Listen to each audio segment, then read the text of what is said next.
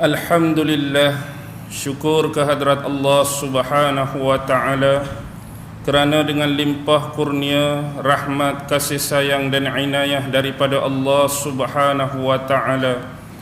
Alhamdulillah, pada malam ini walaupun mungkin buat pertama kali saya menjejakkan kaki di masjid ini adalah suatu perasaan yang amat-amat ceria, perasaan yang amat-amat gembira bila melihat wajah-wajah hadirin dan hadirat, mukminin mukminat, muslimin muslimat sama-sama turut memeriahkan rumah Allah. Tidak kiralah kita di sini ataupun di mana-mana masjid, surau, madrasah dan musalla. Alhamdulillah.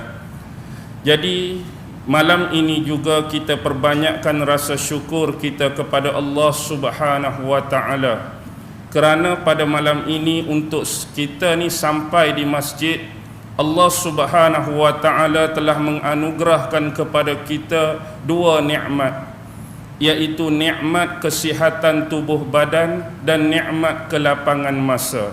Sebab Allah bagi nikmat sihatnya tubuh kita, sebab Allah bagi nikmat lapangnya masa, kita boleh sama-sama berada di sini. Cuba bayangkan kalau Allah tarik balik salah satu nikmat tersebut, tak mungkin kita akan sama-sama berada di masjid pada malam ini. Mungkin malam ni tubuh kita sihat, mungkin malam ni kita tak sakit, tetapi Allah tak bagi kelapangan masa untuk berada di sini, tak ada kita di sini. Begitu jugalah sebaliknya, masa ada, kelapangan ada, tetapi tiba-tiba sakit urat pula dia, tiba-tiba sakit kepala pula dia, tiba-tiba kena gout pula dia, juga tak sampai di sini. Jadi dua perkara tersebut merupakan nikmat yang paling besar yang Allah anugerahkan kepada kita untuk melangkahkan kaki kita ke rumah Allah. Sebenarnya malam ni tajuk apa? Tahu ke tak? Saya ingat saya dengan pengurusi je tahu masjid malam ni. Tahu tajuk malam ni. Tajuk malam ni yang ditaklifkan dan diamanahkan pada saya ialah bahaya kesesatan Syiah. Tahu ke tak? Tak tahu, atau mungkin ada yang dah tahu. Bahaya kesesatan Syiah. Pertama, kalau kita tengok perkataan bahaya, dengar perkataan bahaya memang amat menggerunkan, memang amat menakutkan. Lepas tu tambah pula bahaya tersebut dari sudut kesesatan. Lepas bahaya, dia sesat, umum. Tetapi ditaksiskan pula di hujung, dikhususkan dengan satu kelompok, satu kumpulan, satu firqah. Inilah yang dinamakan sebagai kelompok Syiah. Sekarang untuk secara literal, benarkah Syiah itu sememangnya bahaya? Dan benarkah Syiah itu sememangnya sesat? Sebenarnya di luar sana, di kalangan kita orang-orang awam, kadang-kadang kita terikut dengan suatu budaya, kadang-kadang kita terikut dengan satu trend. Bila kita duduk dalam satu kelompok dan tiba-tiba ada kelompok lain yang kita anggap selain daripada yang kita pegang, selain daripada yang kita akidahi, selain daripada yang kita anuti, tiba-tiba kelompok dan firqah tersebut kadang-kadang melakukan pelampauan-pelampauan dari sudut ibadah mungkin, pelampauan-pelampauan dari sudut akidah mungkin, pelampauan-pelampauan dari sudut kehidupan beragama mungkin. Maka dengan jalan ini mudah keluar daripada mulut-mulut kita, lidah-lidah kita, kumpulan ni bahaya, kumpulan ni sesat, kumpulan ni tak kena, kumpulan ni tak betul. Baik, sekarang untuk meliteralkan lagi, apa yang saya maksudkan ialah kadang-kadang memang kita menyebut tentang bahaya Syiah, kadang-kadang kita menyebut tentang kesesatan Syiah, tapi bila orang taskik balik kita, dengan persoalan-persoalan dan keraguan tang mana bahayanya Syiah. Setara mana kamu tahu apa itu Syiah? Apa dia kelompok-kelompok Syiah? Apa dia firqah-firqah Syiah? Tang mana yang dia jadi sesat? Apa jawapan kita? Kadang-kadang kita sendiri ternganga. Yang kita reti salah, yang kita reti tak kena, yang kita reti sesat, yang kita reti bahaya. Tapi bila diajukan balik persoalan-persoalan dalam bentuk tashkik tadi, kita sendiri pun tak mampu nak jawab. Sebab pemahaman kita tentang kesesatan tersebut terhad, walaupun sememangnya kita akui dia salah. Dan malam ini kita nak membuka satu tirai, kita nak buka satu tabir, agar setiap sesuatu yang kita nak pastikan dia itu salah, sesuatu yang kita nak pastikan dia tu tak betul dan tak kena, kita harus mendasari daripada akar, tunjang, base dan paksi dia lagi. Jadi bila kita berbicara tentang satu-satu benda, bila kita berbicara tentang satu-satu perkara, kita tidak akan menjadi keliru, kita tidak akan meraba-raba, kita tidak akan merangkap-rangkap, kita tidak akan lebih jauh tergagap-gagap untuk menjawab setiap persoalan. Sebagai contoh, pernah tajuk yang sama diamanahkan dan diberikan kepada saya. Tiba-tiba muncul salah seorang penganut Syiah. Lalu dia mengatakan apa yang ustaz ceritakan semua tak kena, apa yang ustaz ceritakan semua tak betul, apa yang ustaz ceritakan semua tak tepat. Kumpulan Syiah yang kami pegang, kumpulan Syiah yang kami anuti tak buat semua yang ustaz sebut, tak buat semua yang ustaz cerita, tak buat semua yang ustaz kuliahkan. Baki lagi kita tanya dia balik. Persoalannya, penceritaan malam ini ditujukan kepada kelompok Syiah yang umum ataupun kepada kumpulan kamu. Kalau kamu rasa apa yang diceritakan dalam kuliah tadi tak ada kena mengena dengan kamu, buat apa nak panas telinga? Kalau kamu tak buat kesesatan-kesesatan tadi, buat apa nak marah kat saya? Kalau kamu tak buat kesalahan-kesalahan tadi, buat apa kamu nak panas hati? Kalau kamu rasa kamu dari kelompok Syiah yang baik, kita menceritakan sejarah secara berfakta, berdalil, bukti secara umum. Kalaulah hari ini sebagai kiasan dan tamsilan, kita nak menyucikan mazhab Ahlus Sunnah wal Jamaah, kita nak mengagungkan mazhab Ahlus Sunnah wal Jamaah dengan menafikan kewujudan aliran-aliran sesat dalam Islam, itu salah. Adakah sebab kita nak bagi anggap kepada orang lain ahli sunnah paling betul, seolah-olah Qadariyah tak pernah wujud dalam sejarah? Nak cakap mazhab ahli sunnah betul, seolah-olah Jabariyah tak pernah wujud, Mujassimah tak pernah wujud, Musyabbihah tak pernah wujud, Mu'attalah tak pernah wujud, Mu'tazilah tak pernah wujud, Khawarij tak pernah wujud. Itu salah. Semata-mata nak menyucikan mazhab Ahlus-Sunnah dengan nak menafikan fakta sejarah kewujudan kumpulan-kumpulan yang sesat dan seleweng, itu mengarut. Kalaulah orang kata cerita tentang Qadariyah dan salahnya, dah kita tak Qadariyah, nak panas buat apa? Kalau orang cerita tentang sesat Mu'tazilah, dah kita tak Mu'tazilah, panas buat apa? Tapi buktinya tetap ada kewujudan benda tersebut. Dah kita rasa ahli sunnah lah kita. Begitulah tamsilan bagi jawapan tadi. Kalau kamu rasa tak buat kesesatan, gulu-gulu dan pelampauan tadi, alhamdulillah.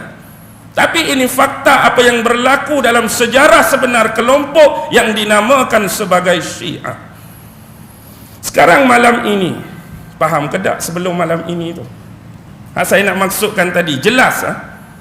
Jadi sebenar bila kita nak membicarakan tentang Syiah, kalau kita buka kamus antara yang masyhur dan lazim dalam dunia karya Islam, karangan Ibnu Manzur yang bernama Lisanul Arab.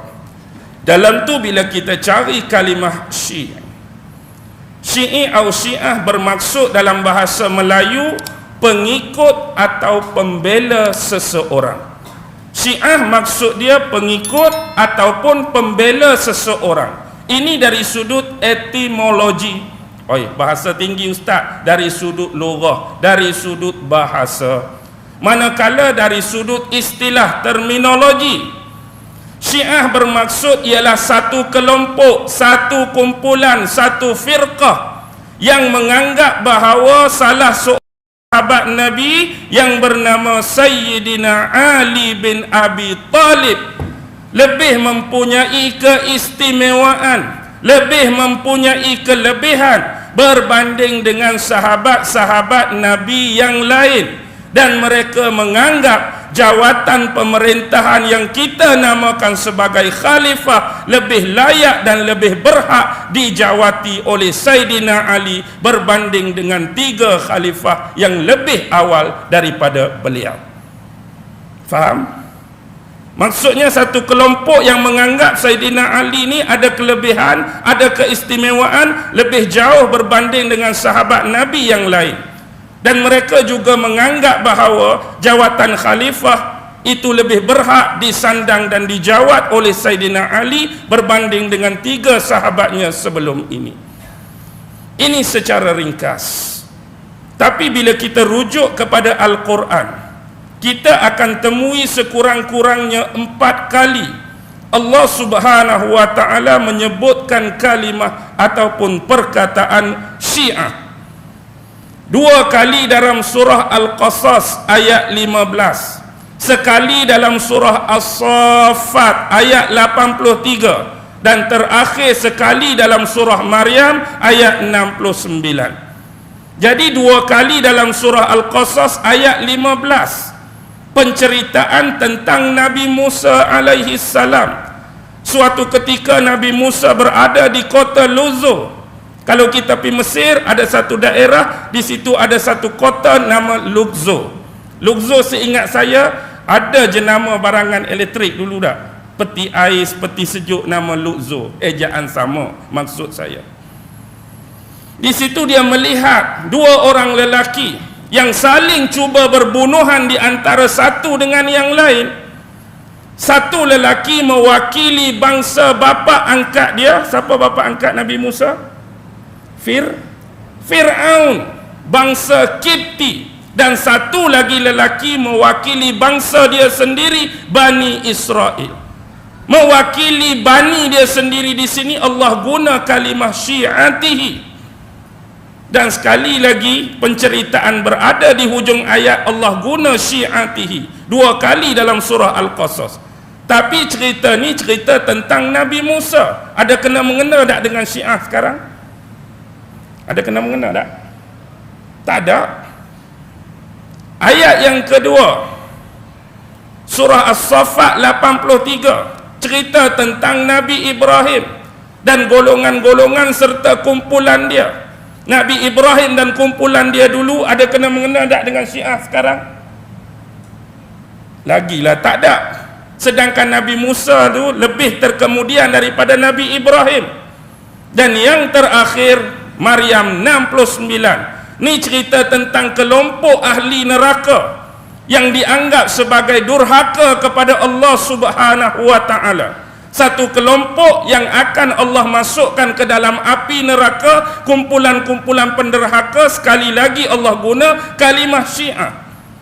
Adakah mereka berani nak klaim, nak dakwa ini adalah kelompok mereka, sedangkan ayat ini didekatkan dengan suatu benda yang paling ditakuti oleh semua orang, api neraka. Lagi dia tak berani. Sebenarnya keempat-empat ayat ini langsung tak ada kena-mengena dengan Syiah sekarang. Cuma mereka mendakwa untuk mewujudkan bahawa kalimah dan perkataan ini wujud yang dilabelkan dan digunakan kepada kelompok dan firqah mereka sekarang. Walhal yang jelas dan pasti penceritaan dalam keempat-empat ayat tadi langsung tidak ada kena-mengena dengan kumpulan mereka. Baik, sekarang kita tengok asal muasal. Asal munculnya kelompok Syiah ini bukan dalam masalah akidah. Asal mula kelompok Syiah wujud bukan masalah hukum hakam, perundangan dan fiqh, tetapi sebab masalah siasah, sebab masalah politik. Bila kita lihat pada zaman kekhalifahan 4 yang terakhir, zaman Saidina Ali bin Abi Talib, telah terjadi perang saudara dengan sahabat Nabi juga, sahabat Rasulullah juga, yang diwakili dan diketuai oleh Muawiyah bin Abi Sufyan. Inilah yang dinamakan perang Siffin. Peperangan ni sebenarnya hampir dimenangi oleh kelompok Ali.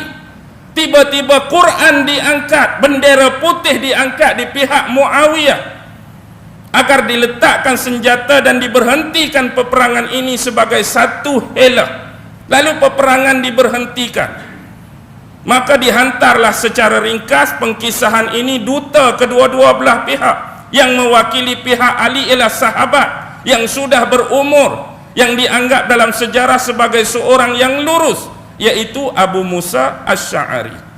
Manakala yang diwakili oleh Muawiyah seorang muda, otak yang ligat, cekap berpidato, pandai bermain kata, Amru bin Al-As.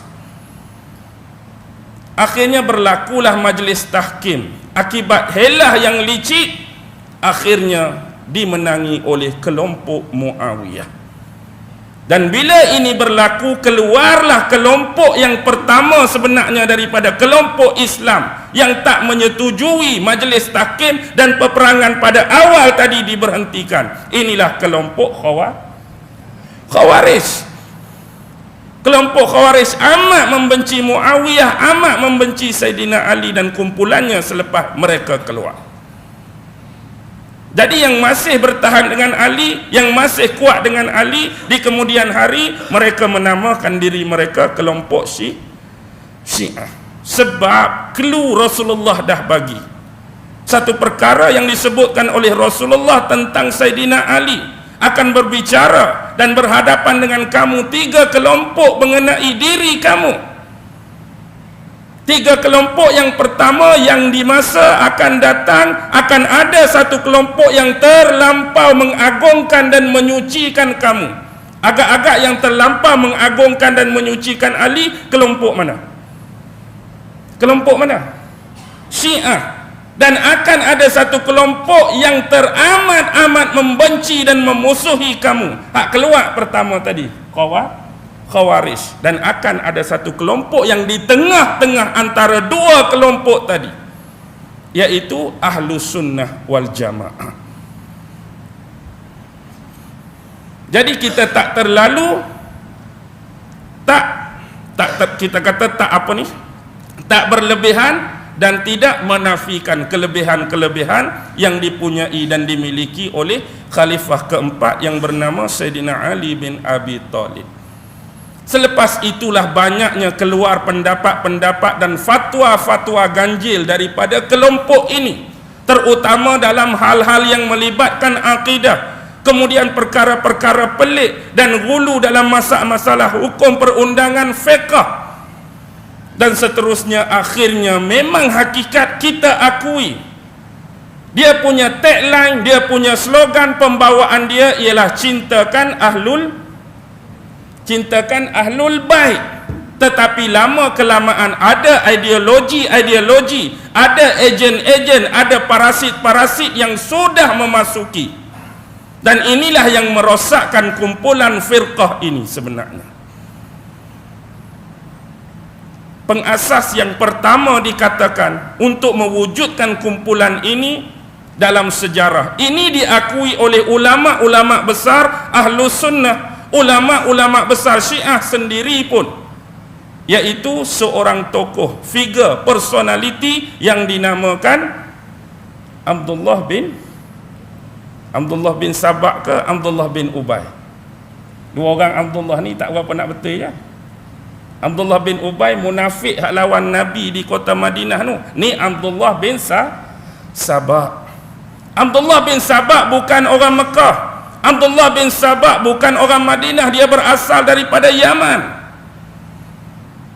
Dia datang ke Mekah, dia datang ke Madinah, ada agenda dia yang tersendiri.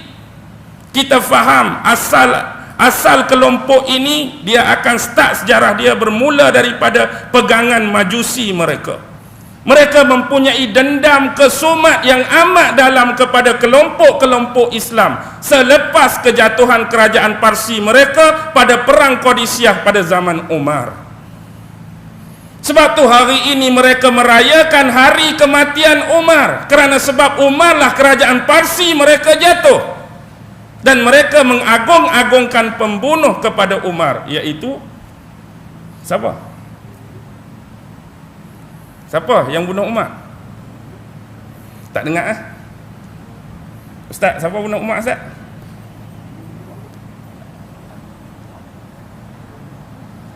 Abu Lu'ah. Yang bunuh Saidina Ali, Abdul Rahman ibnu Muljam.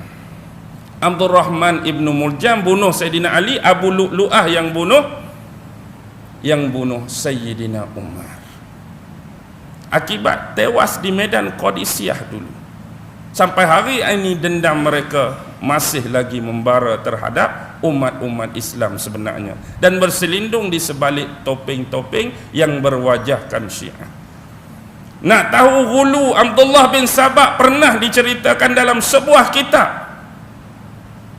bahawa riwayat ini adalah sahih dan pasti di kalangan sahabat. Tiba-tiba pada suatu hari dia bertemu dengan Saidina Ali di sebatang jalan. Siapa yang bertemu dengan Ali? Abdullah ibnu Sabah. Bila bertemu dengan Ali, dia kata apa? Kamulah Ali, kamulah Tuhan. Kamulah Ali, kamulah Tuhan. Kamulah Ali, kamulah Tuhan. Dia sudah mencetuskan bid'ah daripada kalimah-kalimah yang keluar daripada bibir mulut dia. Buat pertama kali lagi dia bersua dengan Ali. Kamulah Ali, kamulah Tuhan. Apa makna? Dia cuba nak membawa satu doktrin mengagungkan, menyucikan Saidina Ali lebih daripada sahabat. Bahkan ada satu-satu firqah lebih daripada Nabi sendiri. Lalu Ali marah kepada dia, celakalah kamu wahai Ibnu apa gelaran dia? Abdullah bin Sabah, tapi terkenal dalam sejarah gelaran dia Ibnu Sauda. Kalau jumpa nama Ibnu Sauda tu gelaran bagi Abdullah ibnu Sabah.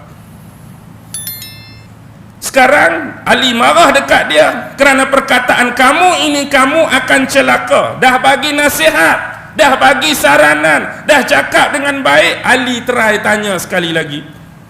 Sekarang aku berdiri di hadapan kamu, siapa aku yang sebenarnya? Ingat nak tunggu jawapan hak cakap elok. Tadi kamulah Ali, kamulah Tuhan. Apa dia jawab? Kamulah Ali, kamulah Allah. Kamulah Ali, kamulah Allah. Teruk. Lagi teruk dia punya gulu, lagi teruk dia punya pelampauan. Akibatnya Ali memerintahkan para pegawai dan menteri dia memburu setiap saki-baki kumpulan ini yang pada awalnya dinamakan kelompok Sabaiyah. Kenapa dinamakan Sabaiyah? Sempena nama Abdullah bin Sabah itulah. Lalu ada riwayat menyebut bila ditangkap, sebahagian daripada mereka dibunuh, sebahagian lagi dibakar kerana gulu yang melampau tadi, sehingga sanggup menuhankan Saidina Ali. Dan saya tak pasti kelompok Sabaiyah masih wujud atau tidak pada hari ini.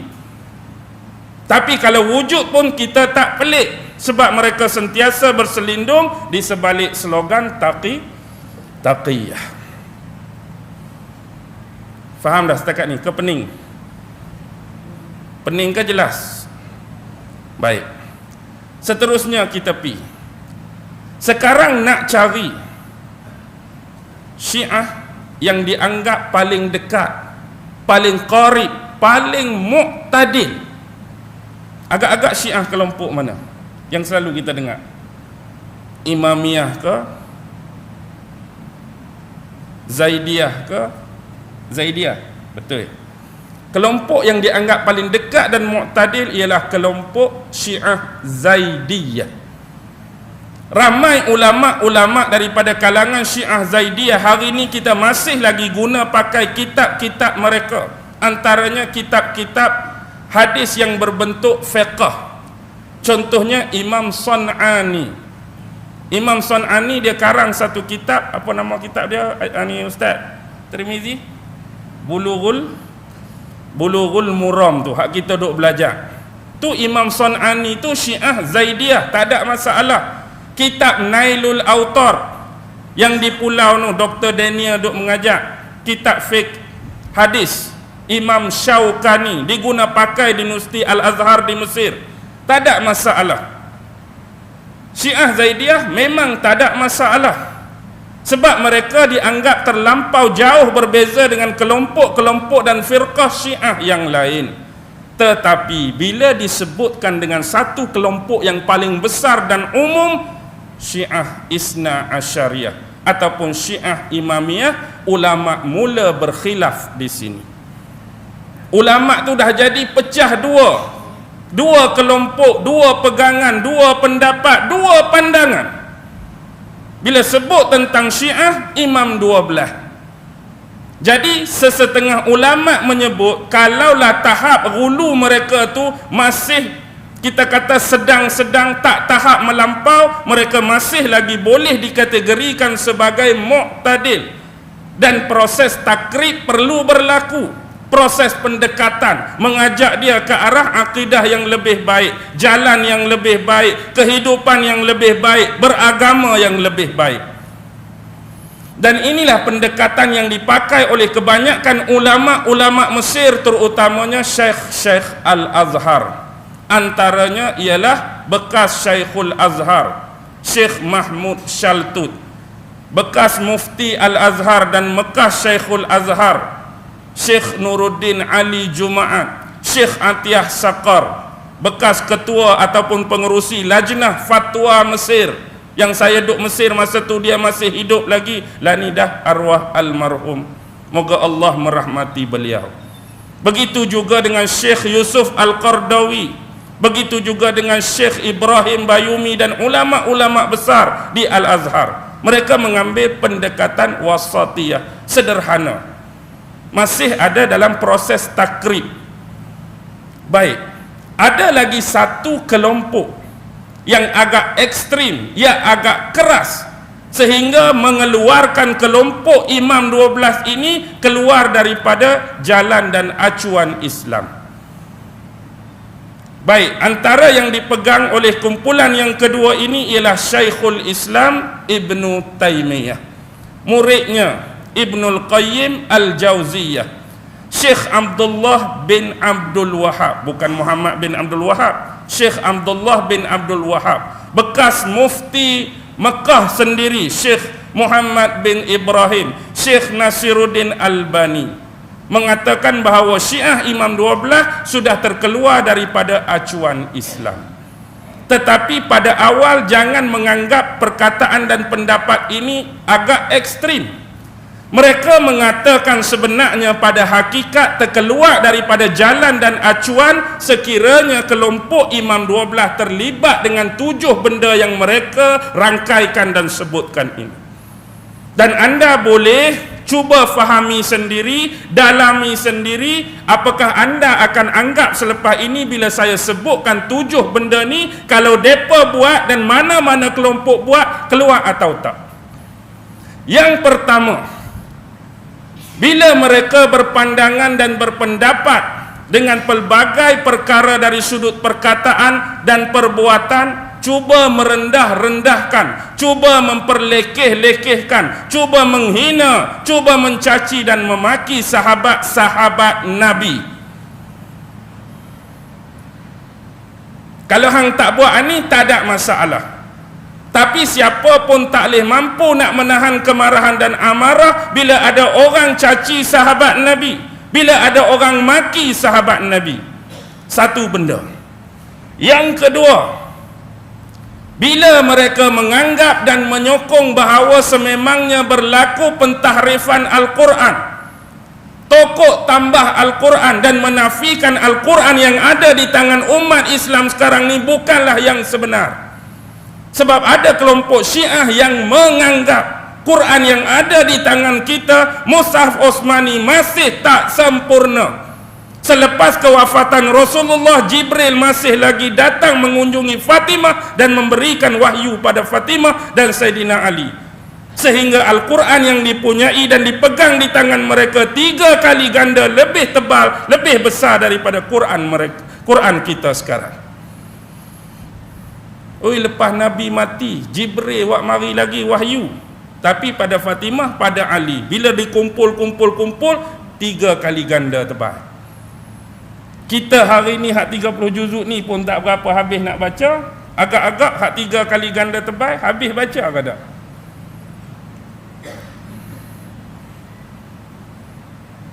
Sokong atau tak sokong pendapat ini? 2 benda.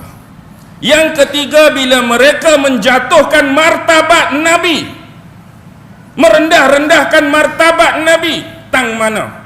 Satu kelompok yang dinamakan Ghulat. Mereka kata dahulu sebenarnya Allah Subhanahu wa ta'ala mengarahkan Jibril supaya menyampaikan wahyu bukan pada Nabi Muhammad, tetapi pada Sayyidina Ali. Tetapi disebabkan wajah dan rupa Sayyidina Ali hampir-hampir mirip-mirip dengan muka Nabi, jadi Jibril tersilap kono, tersilap bagi dekat Nabi. Jibril jadi tersilap, mana Ali mana Nabi, pi bagi kat Nabi. Sebenarnya hakikat Allah suruh bagi dekat Ali. Dia boleh kata Jibril tersilap. Sebab kesilapan ini, satu lagi ghulu pelampauan yang mereka buat, mereka mengkafirkan Jibril. Oh, Jibril pun mereka kafir.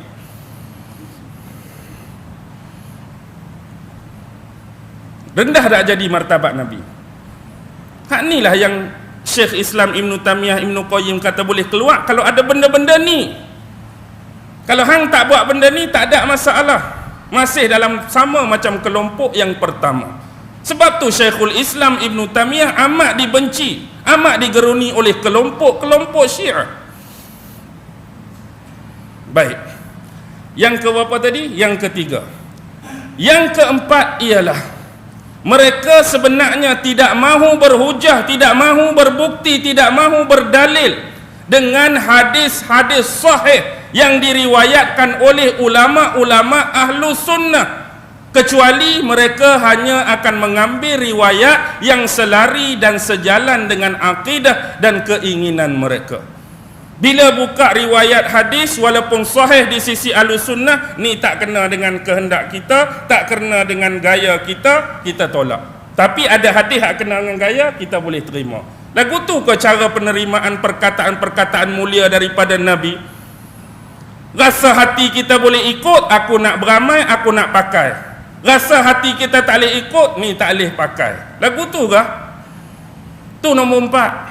Yang kelima, mereka mempercayai bahawa imam-imam mereka tu maksum, sama seperti Rasulullah sallallahu alaihi wasallam dan rasul-rasul yang lain.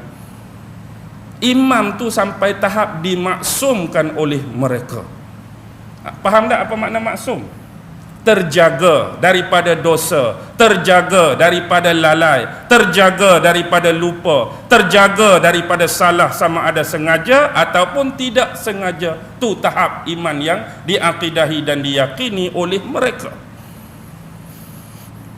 Yang keenam, ada sesetengah kelompok dan firqah Syiah ini menganggap bahawa imam-imam mereka tu tak mati tetapi hilang, hidden, bersembunyi, disembunyikan Allah, tapi dia akan kembali semula di akhir zaman sebagai imam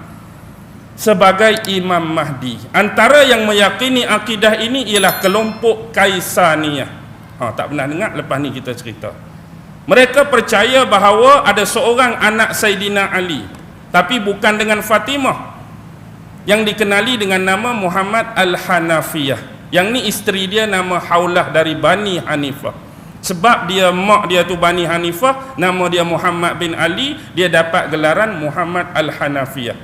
Dikatakan hilang di kawasan pergurungan daerah Radwa, kemudian dia akan muncul balik di akhir zaman jadi Imam Mahdi. Ada juga kelompok 12 kata Hasan Askari pun hilang, dia akan keluar balik Hasan Askari ni jadi Imam Mahdi. Kalau kelompok Nusairiyah, di kebanyakan tempat di Syria, Hasan Askari sebelum dia meninggal, dia sembunyikan anak dia dalam sebuah pintu sebuah gua, yang kawan tu seorang saja tahu. Dia tu pun akan keluar mengikut pandangan Nusairiyah di akhir zaman sebagai Imam Mahdi, macam-macam versi. Dan yang terakhir, mereka berakidah dan mempercayai bahawa imam-imam mereka mengetahui perkara-perkara yang bersifat ghaibiyah. Tahu perkara gaib, apa yang akan berlaku di masa depan, ilmu-ilmu yang tidak dipunyai kononnya oleh ulama-ulama sebelah kita. Agak-agak bila dengar tentang 7 tadi, nak berani kata hak mana, nak duduk sekali dengan kita ke, nak hambat keluar daripada kelompok kita. Dah sahabat pun dia caci, hak kita pun kata tak betul, hingga martabat Rasulullah pun sampai direndahkan dan dihinakan. Kemudian imam pun maksum, hadis sahih pun tak mau pakai, imam pun tahu perkara gaib. Imam-imam akan rojaah sebagai Mahdi ni, nak duduk sekali lagi ke, nak hambat keluar? Inilah maksud kelompok-kelompok yang kedua yang diketuai oleh Syekhul Islam Ibn Taymiyah tadi. Benda 7 ni lah yang mereka kata boleh mengeluarkan mereka. Jadi sebab tu saya suruh tunggu dulu, bukan kata ekstrim sangat, bukan kata gelojoh sangat nak kata orang ni kafir, orang ni terkeluar, tapi sebab benda ni lah. Jadi kalau hak depan tadi wasatiyah tak ada 7 ni, masih boleh ada pendekatan yang kita katakan sebagai takrib. Okey. Satu lagi, kumpulan yang ekstrim ni kata kita masih boleh terima dia dengan syarat ghulu dia tak melampau. Kalau dia ada ghulu tak melampau, kita masih boleh menerima keislaman dia, tetapi kita klasifikasikan dia, labelkan dia sebagai orang-orang fasik dan ahli-ahli bid'ah.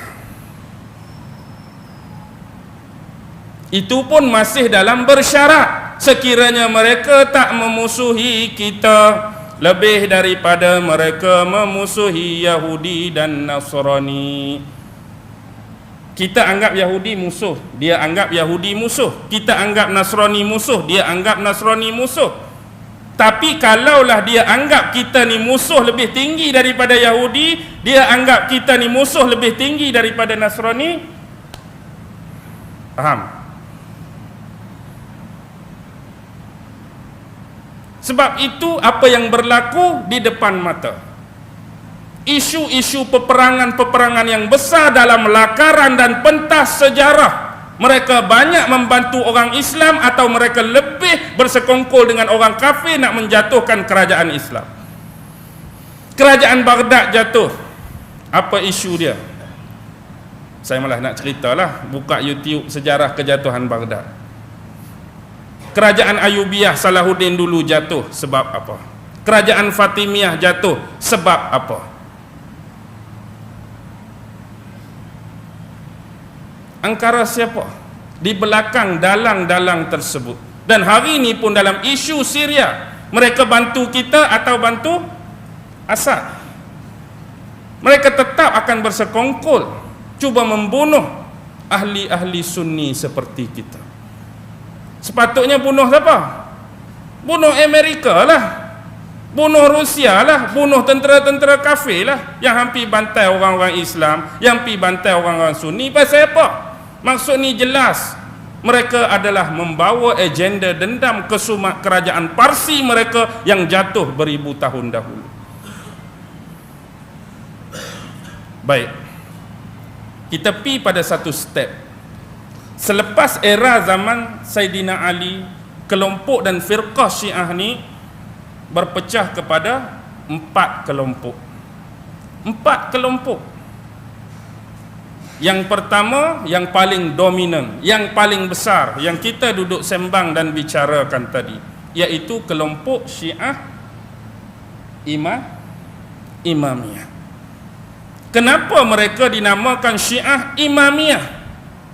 Kerana mereka menjadikan persoalan imamah sebagai perkara pokok, perkara usul dalam agama, perkara pokok dan usul dalam akidah, perkara pokok dan usul dalam soal keyakinan dan kepercayaan.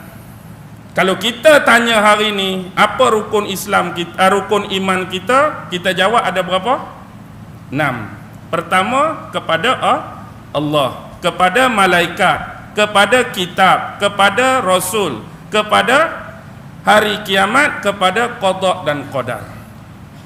Tetapi akidah orang-orang Syiah, rukun iman mereka cuma ada 5. Cuma ada 5. Maksud saya 5 ni tak sama antara firqah dengan firqah yang lain. Sekarang kita membahaskan tentang firqah mana? Imamiyah. Mereka ada 5 saja rukun. Yang pertama at-tauhid. Maksudnya mereka juga percaya Allah. Yang kedua al-adalah. Allah mesti bersikap dan bersifat adil. Oh, dia masuk kok tu pula. Percaya pada Allah dah. Kalau kita belajar ilmu tauhid, kita percaya kepada Allah, bab adil, bab apa tu sudah termasuk dalam nama-nama dan sifat Allah duduk dalam tu semua. Ni dia pitiun sifat adil tu dalam kerangka perkara pokok dan usul dalam akidah dia. Yang ketiga an-nubuwah. Mereka percaya nabi, mereka percaya rasul. Yang keempat al-ma'ad. Mereka juga percaya hari kebangkitan, hari kiamat. Lepas tu yang kelima al-imamah. Yang ni tak ada pada rukun iman kita. Mereka percaya kepada imam-imam. Yang ni yang dimaksudkan ada jumlah dia berapa orang? 12 orang imam yang mereka anggap maksum dan tahu benda-benda yang bersifat ghaib tadi. Baik, 12 imam mereka itu ialah pertama Sayyidina Ali bin Abi Talib. Gelaran dia ialah Al-Murtada. Yang kedua anak Sayyidina Ali, Sayyidina Hasan bin Ali, yang digelar Al-Mujtaba. Yang ketiga adik dia Sayyidina Husain bin Ali, yang digelar Asy-Syahid, cerita di medan Karbala. Yang keempat anak kepada Sayyidina Husain, Ali Zainal Abidin, yang gelaran dia As-Sajjad. Apa maksud As-Sajjad? Sajjad ni lah sejadah, sebab dia kuat solat malam.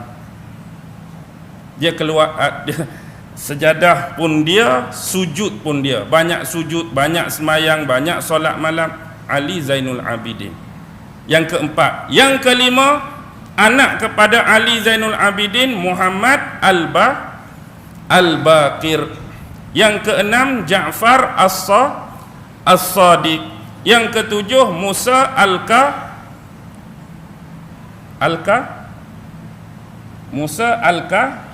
Al-Kazim, tapi tak ada kena-mengena dengan Ustaz Kazim, lawak saja tuan. Musa Al-Kazim nombor 7. Nombor 8 Ali Ar-Ridha. Nombor 9 Muhammad Al-Jawad.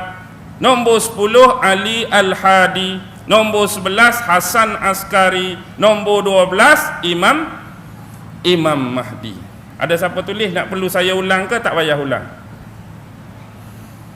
Nak perlu ulang ke tak payah ulang? Tak payah. Okay. Nak ulang? Tak payah. Okey, itulah 12 imam. Malam ni tak payah keluar cerita Atromi, nanti dia jadi lagu lain pula. Okey, 12 imam. Setahu saya dan seingat pembelajaran saya, Ustaz ada malam ni, saya nak tanyalah Ustaz Tirmizi. Pernah dengar tak mana-mana hadis Nabi Rasulullah mewasiatkan tentang imam 12 ni? Ada jumpa tak mana-mana hadis yang belajar sebelum ni? Tapi kalau hadis berkenaan 12 orang khalifah, pernah dengar tak? Hadis yang jelas di sisi kita, Rasulullah mengisyaratkan 12 orang khalifah, bukan 12 orang imam. Khalifah itu adalah semua daripada keturunan Quraisy. Imam di sisi Syiah, khalifah di sisi kita. Ini hanya pandangan ulama yang saya temui dalam beberapa riwayat, tapi bukan seorang, banyak ulama dia cuba menamakan 12 orang khalifah ni. Jadi malam ni saya nak sebut benda ni tak pasti dengan jelas, tapi ada ulama sebut Ni mungkin penamaan dan agakkan mereka terhadap 12 orang khalifah. Sebab Nabi sebut 12 tanpa disertakan nama. Yang pertama ialah khalifah yang pertama lah lepas Nabi. Siapa? Saidina Abu Bakar. Yang kedua Saidina Umar. Yang ketiga Saidina Uthman. Yang keempat Saidina Ali. Yang kelima Hasan dengan Husain. Siapa yang pernah menjawat jawatan khalifah walaupun sekejap? Saidina Hasan nombor 5. Yang keenam, lepas Hasan siapa yang naik jawatan khalifah dalam sejarah Islam? Lepas Hasan jatuh tu siapa naik? Muawiyah.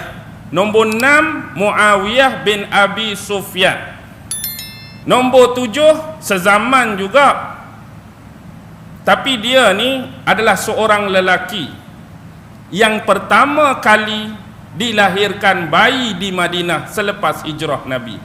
Waktu nak hijrah tu mak dia mengandungkan dia, berjalan dalam keadaan sarat. Dialah bayi pertama yang lahir di bumi Madinah. Siapa dia?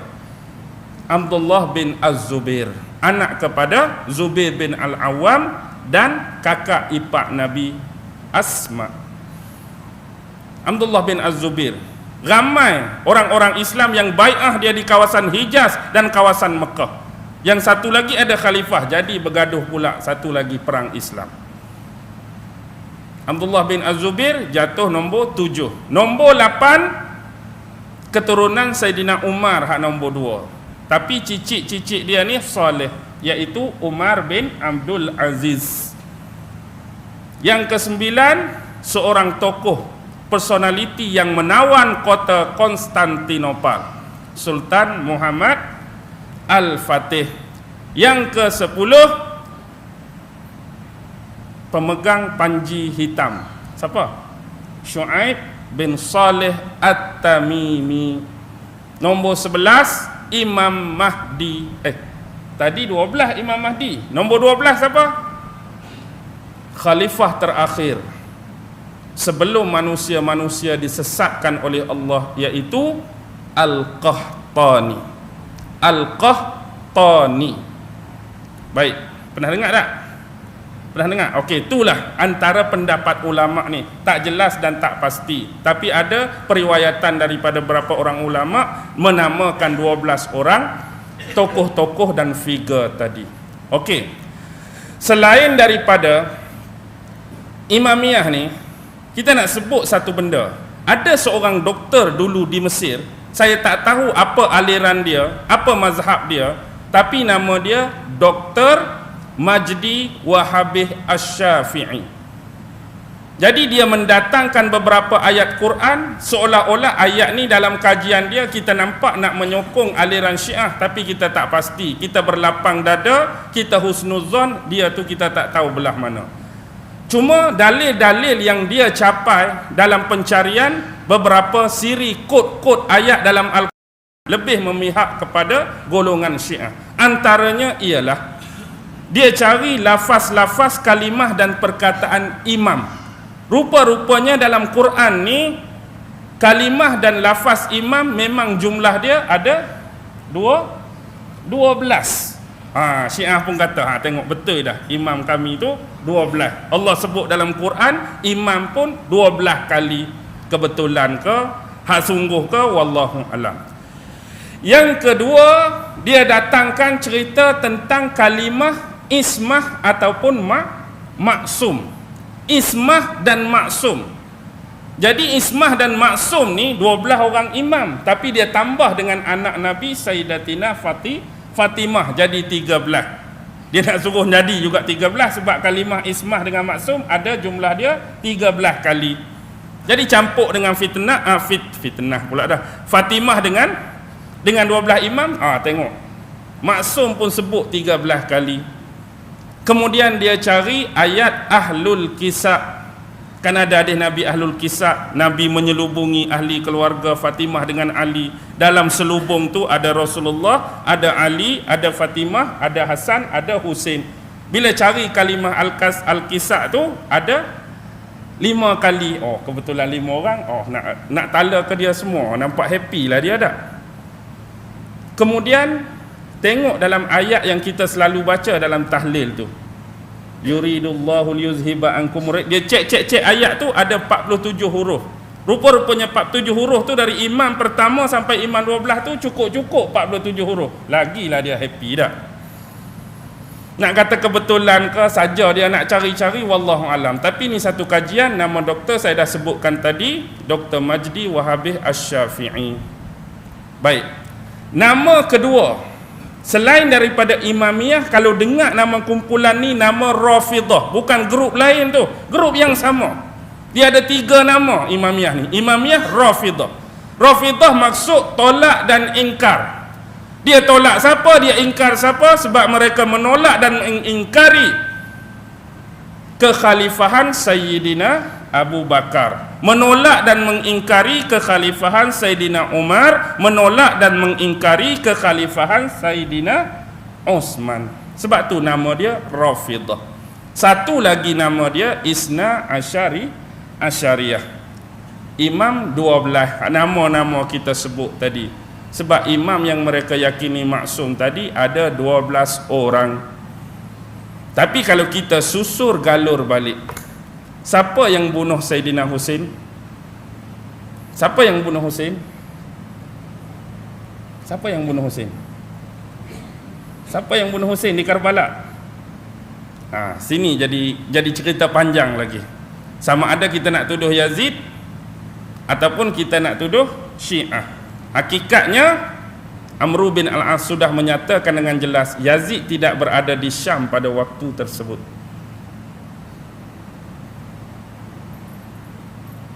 Faham tak? Yazid tak ada di Syam. Tapi sebenarnya antara siapa? Antara kelompok gulu-gulu Syiah sebenarnya. Lama kelamaan selepas membunuh Sayyidina Husain, dia ambil kuda Sayyidina Husain. Dia ambil kuda Sayyidina Husain, kuda tu kuda Nabi. Nabi hadiah dekat Sayyidina Husain, dia tukar nama. Dia ambil kuda tu, dia berasa menyesal. Mereka panggil Sayyidina Husain ke bumi mereka, tapi mereka mengkhianati janji, bunuh dia. Lalu akibat penyesalan tadi, dia ambil pedang dia sambil tunggang unta, pam. Akibatnya pak tu sampai hari inilah duk pak tu. Hak tahap teruk pisau, hak tahap teruk besi, hak tahap teruk dawai. Kita hari ni lagu tu sajalah dah.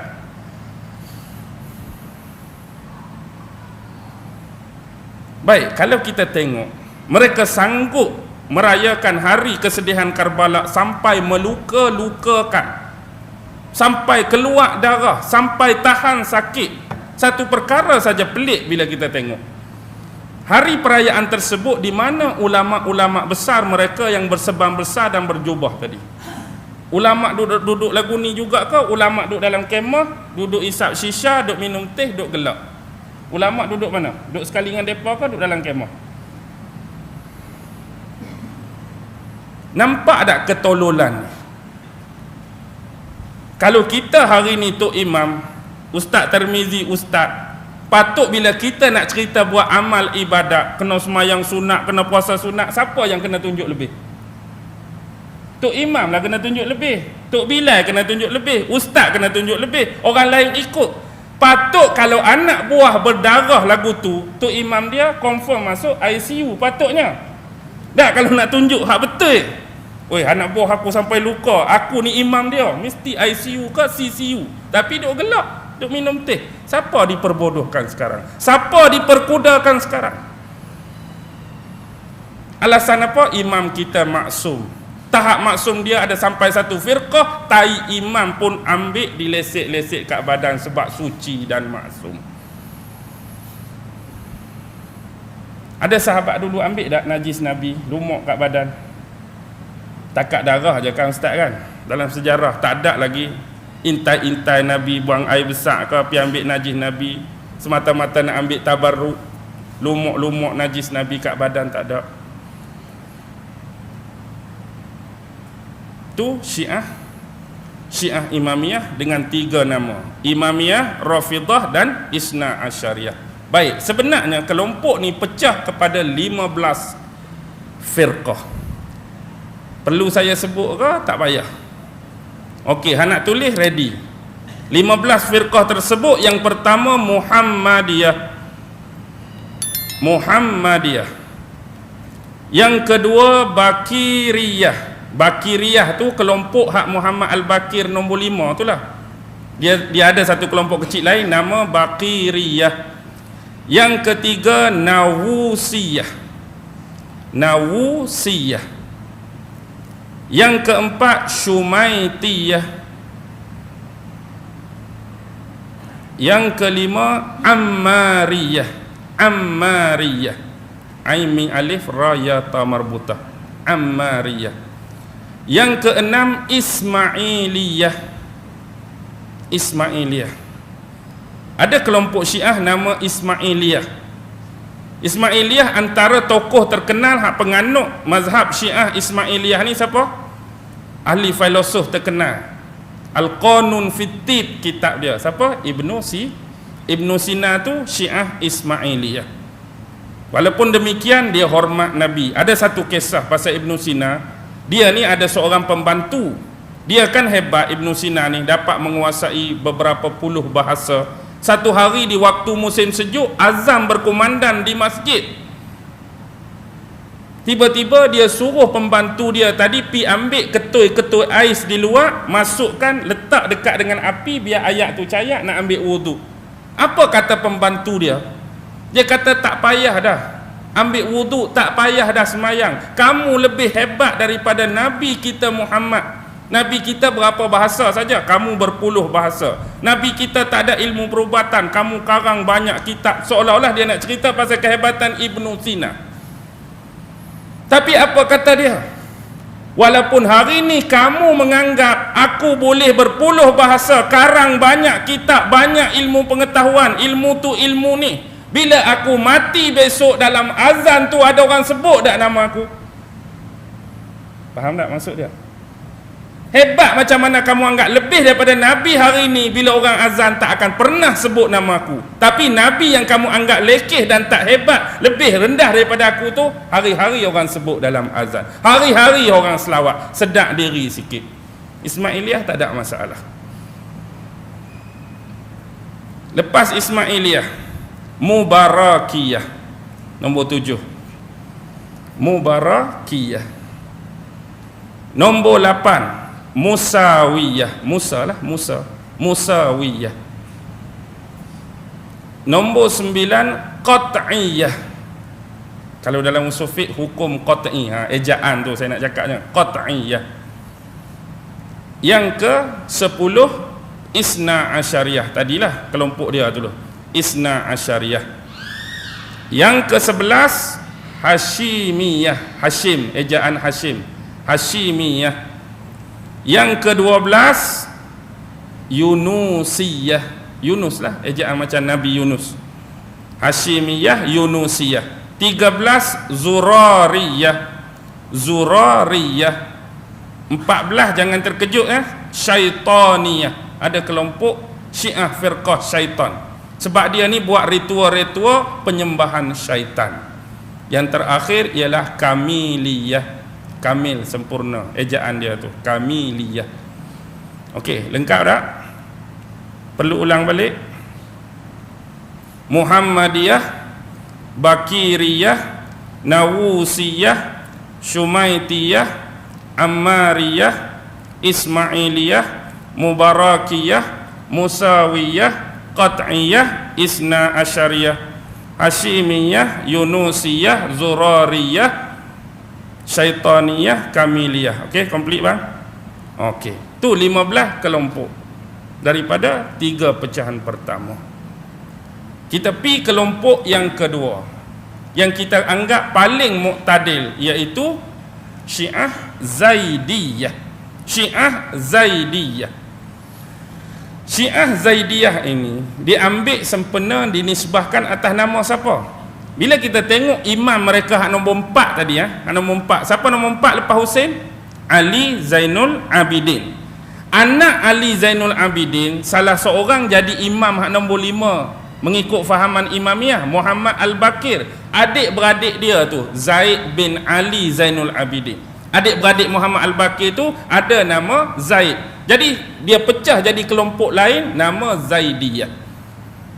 Jadi Zaidiyah ni pada awal remaja dia, awal muda dia, dia terpengaruh dengan fahaman Wasil bin Atha. Siapa Wasil bin Atha ni? Ustaz Tarmizi, siapa Wasil bin Atha? Pendiri mazhab Mu'tazilah. Pengasas mazhab Mu'tazilah, Wasil bin Atha. Dia terpengaruh dengan Mu'tazilah. Lama-lama dia keluar. Jadi bila dia ada pengikut, bila orang sanjung dia, keluarlah kelompok Zaidiyah. Kelompok Zaidiyah dianggap muqtadil kerana dalam bab ibadat mereka lah yang lebih dekat dan hampir dengan bab ibadat Ahlus Sunnah wal Jamaah. Dan mereka juga melarang ahli-ahli kumpulan, ahli-ahli firqah dan kelompok mereka mencaci maki dan mencerca-cerca sahabat Nabi. Orang lain maki, orang lain caci sahabat Nabi, dia marah. Jangan caci sahabat Nabi. Cuma beza dia juga sama dengan kelompok pertama. Kalau bab pemerintahan, bab khalifah, Sayyidina Ali lebih layak daripada 3 sahabat yang awal. Itu saja. Mereka tak caci Abu Bakar Zaidiyah, mereka tak caci Umar, mereka tak caci Uthman. Cuma mereka anggap Ali lebih layak daripada 3 sahabat selepas wafat Nabi. Itu saja. Jangan caci sahabat, jangan maki sahabat. 2 lagi benda yang mereka bersalahan dengan kelompok gulat yang lain, mereka menolak bab imamah, mereka menolak bab raja'ah. Imamah mereka percaya imam-imam tu bukan sebagai imam keyakinan dalam tauhid. Mereka tu imam-imam yang alim, imam-imam yang besar keturunan Nabi. Mereka tak bersalah, mereka digunakan oleh imamiyah saja. Mereka percaya tu imam besar dan dia bukan masalah furuk dalam bab akidah Zaidiyah. Satu lagi raja'ah. Raja'ah ni macam imam ghaib lah, macam kita sebut imam Muhammad Al-Hanafiyah, Hasan Askari, anak dia bila akhir zaman keluar balik jadi Imam Mahdi. Dia tak percaya bab raja'ah. Dia tak percaya bab raja'ah. Tu Zaidiyah. Lani Zaidiyah yang paling banyak berada di Yaman. Dia 3 kelompok. Jarudiyah, Jaririyah, Salihiyah. Jarudiyah, Jaririyah, Salihiyah, 3 kelompok. Tapi di Yaman kita dah kenali satu lagi Syiah, ada berperang tu, Houthi kan. Syiah Houthi. Houthi ni mari daripada 3 kelompok ni atau kelompok lain hak hulu, wallahu alam. Houthi ni. Okey, tu Syiah Zaidiyah secara ringkaslah. Pukul berapa dah kita ni? Nak pukul 10 dah pun. Yang ketiga Syiah Kaisaniyah. Pernah dengar tak Syiah Kaisaniyah? Pernah dengar tak? Tak pernah. Syiah Kaisaniyah ni ditubuhkan, pengasas dia Mukhtar bin Ubay As-Saqafi. Tak ada kena mengena. Mukhtar Kaisan jauh, Ubay Kaisan jauh, As-Saqafi Kaisan jauh. Tang mana boleh nama kelompok ni Kaisaniyah? Pengasas dia Mukhtar bin Ubay As-Saqafi. Siapa dia? Dia ini adalah khodam bagi Muhammad Al-Hanafiyah. Kita sebut tadi Muhammad bin Ali bin Abi Talib. Anak Saidina Ali bukan dengan isteri Fatimah, tetapi mak dia ni ialah seorang perempuan yang bernama Haulah dari Bani Hanifah. Jadi sebab mak dia ni daripada keturunan Bani Hanifah, nama dia Muhammad, dia dapat gelaran Muhammad Al-Hanafiyah. Jadi Mukhtar bin Ubay As-Saqafi itu khodam dia. Jadi satu lagi nama Kaisan hak sebenarnya ialah khodam kepada Saidina Ali. Seorang lelaki khodam Saidina Ali nama Kaisan. Dia hiduplah sezaman dengan Mukhtar tadi. Kaisan khodam Ali, Mukhtar tu khodam anak dia Muhammad Al-Hanafiyah. Bila Saidina Ali mati, bila Saidina Ali meninggal, dia jadi khodam kepada Muhammad Al-Hanafiyah. Jadi ada Muhammad Al-Hanafiyah, jadi ada 2 adalah Mukhtar bin Abu Ubaid satu dengan Kaisan lepas Ali mati. Jadi Kaisan inilah yang kuat mempertahankan kekhalifahan Hasan dan Husain waktu dua-dua hidup dulu. Kaisan inilah yang kuat jangan bagi jawatan ni pada Muawiyah zaman Hasan memerintah. Tapi Hasan dia tak mau pertumpahan darah umat Islam. Nabi pun dah sebut hadis tentang dia kan. Nabi pun dah sebut hadis tentang dia. Di antara cucu Nabi di akhir zaman, bukan akhir zaman, di zaman sahabat yang akan mendamaikan antara dua kelompok Islam. Jadi dia mengalah.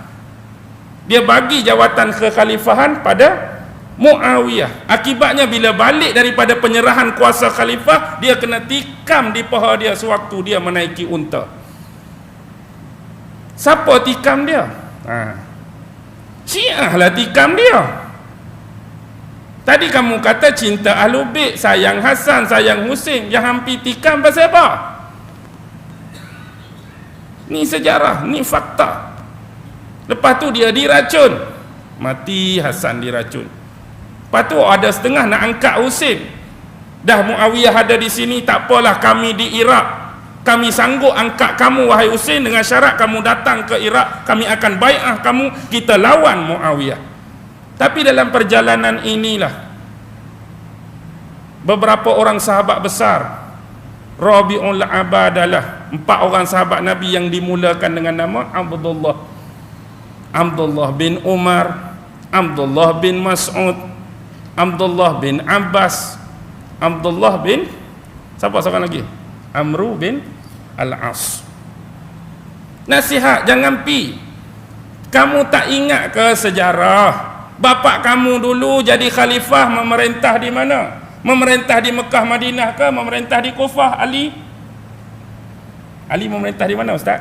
Madinah, Mekah ke di Kufah? Sayyidina Ali. Pusat pemerintahan khalifah dia dulu Mekah, Madinah ke di Kufah? Ali memerintah di mana? Kufah. Siapa yang bunuh Ali? Abdul Rahman Ibn Muljam. Dia mati di Kufah. Orang Kufah ni suka berkhianat. Tiba-tiba dia panggil kamu, nak lantik kamu jadi khalifah. Tak ingat ke kenangan lama bapak kamu, siapa yang bunuh? Mereka bukan orang yang boleh dipercayai. Tapi dia tak dengar nasihat tu. Dia pi juga. Bila pi, akhirnya terjadilah medan Karbala, sehingga syahidnya Sayyidina Husin. Nampak tak? Ni tentang Kaisaniyah. Kita nak cerita sejarah. Baik, bila kita kembali, kelompok ni bila lama-lama Muhammad Al-Hanafiyah ada kekuatan, pengikut pula jadi lebih-lebih. Biasanya pemimpin kadang-kadang tak lebih. Tapi bila kelompok jadi lebih, jadi gulu, apa yang jadi seterusnya? Mereka dikejar dan diburu oleh pemerintah. Akibatnya Muhammad Al-Hanafiyah pun terpaksa melarikan diri. Inilah cerita. Kelompok pertama beranggapan Muhammad Al-Hanafiyah lari di kawasan pergunungan dalam daerah Radwa. Dia hilang, dia gaib. Kepercayaan kumpulan ni, dia akan keluar di akhir zaman jadi Imam Mahdi. Satu kelompok. Kelompok yang kedua tak kata hilang, tak kata roja'ah. Imam Muhammad Al-Hanafiyah mati, tetapi darah kekhalifahan tu mengalir dalam tubuh dia. Jadi sebelum dia mati, dia dah tiunkan, dia dah isyaratkan, kalau aku mati ni pengikut aku hak boleh ganti aku, abang ni pun ambil jawatan. Bila abang ni nak mati pula, aku agak-agak gaya, hak nak ganti aku hak ni. Jadi besok akan ada orang tunjuk siapa Imam Mahdi hak sebenar. Kumpulan pertama kata hidup, hilang, roja'ah. Kumpulan kedua kata mati, tapi kumpulan-kumpulan dia tu boleh tunjuk siapa imam-imam, siapa pengganti. Faham tak konteks tu? Okey. Hai, nak berhenti ke? Nak sambung ni? Ramai hilang ni. Ramai hilang, faham ke tak faham ke? Terlampau lama tak biasa 2-3 jam ke? Wallahualam lah. Saya 2 jam 3 jam standard saja. Baik. Tu kelompok yang ketiga, Kaisaniyah. Kelompok yang keempat dinamakan Ghulat. Ni lah hak banyak ni, hak mengarut. Ghulat ni apa makna gulu? Melampau. Sebenarnya banyak ejen, banyak barasid sudah masuk dalam kumpulan-kumpulan Ghulat ni. Banyak dah ejen-ejen yang masuk dalam kumpulan Ghulat, yang akhirnya mereka melampaui batas dalam corak hidup mereka, dalam cara beragama, dalam beribadat, dalam fiqh, dalam akidah. Mereka banyak buat bid'ah-bid'ah baru, perkara-perkara baru yang diada-adakan dalam kehidupan beragama. Inilah kumpulan Ghulat. Kumpulan Ghulat ni pula dia macam ni, dia pecah kepada 10. Nak kena sebut ke? Okey, tulislah bang, 10. Yang pertama ialah Sabaiyah. Itulah hak depan tadi, hak kelompok hak hidup zaman Saidina Ali tu, Abdullah bin Sabah, Sabaiyah nombor 1. Yang kedua ialah lepas Sabaiyah, Bayaniyah. Bayaniyah, bayan baru, bayan lepas ejaan maksud saya. Lepas Bayaniyah, Mughiriyah. Mughirah, ejaan Mughirah, Mughiriyah. Nombor 4, Mansuriyah, Mansuriyah. Nombor 5, Ghurabiyah, Ghurab. Nombor 6, Khattabiyah, Umar bin Al-Khattab, ejaan tu maksud saya, Khattabiyah. Nombor 7, Janahiyah, Janahiyah. Nombor 8, Hululiyah, hulul, menjelma masuk dalam tubuh seseorang, Hululiyah. Nombor 9, Syar'iyah, Syar'iyah. Nombor 10, Numairiyah, Numairiyah. Okey, ulang sekali lagi. Nombor 1, Sabaiyah, Bayaniyah, Mughiriyah, Mansuriyah, Ghurabiyah, Khattabiyah, Janahiyah, Hululiyah, Syar'iyah, dan yang terakhir ialah Numairiyah. 10. Pengasas dia siapa? Agak-agak pengasas dia siapa? Ghulat ni. Ghulat ni dia tak ada pengasas.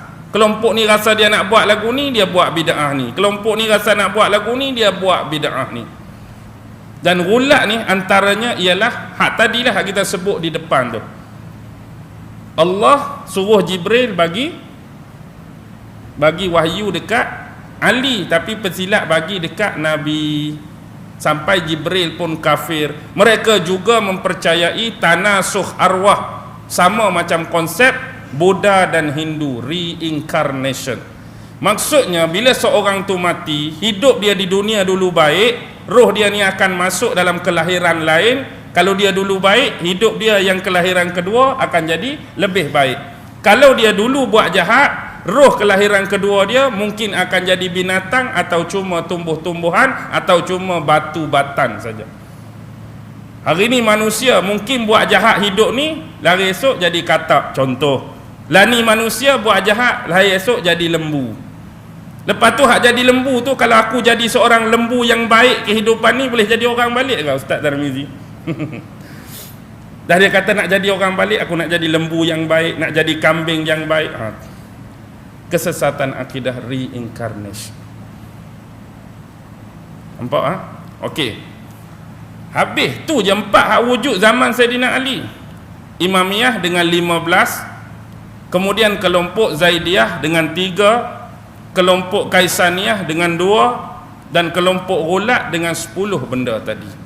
Tetapi hak paling membimbangkan, hak banyak merosak-rosakkan isu dalam mazhab ahli sunnah wal jamaah ialah harakah al-batiniyah, gerakan kebatinan. Ini paling bahaya. Gerakan kebatinan dia tak masuk dalam agama saja. Kadang-kadang mereka buat seolah-olah mengkaji ilmu kalam, lepas tu dia cucuk sikit. Mengkaji falsafah, dia masuk sikit. Mengkaji tasawuf, dia masuk sikit. Mengkaji muqaranah adian, perbandingan agama, dia cucuk sikit. Dia masuk sikit-sikit.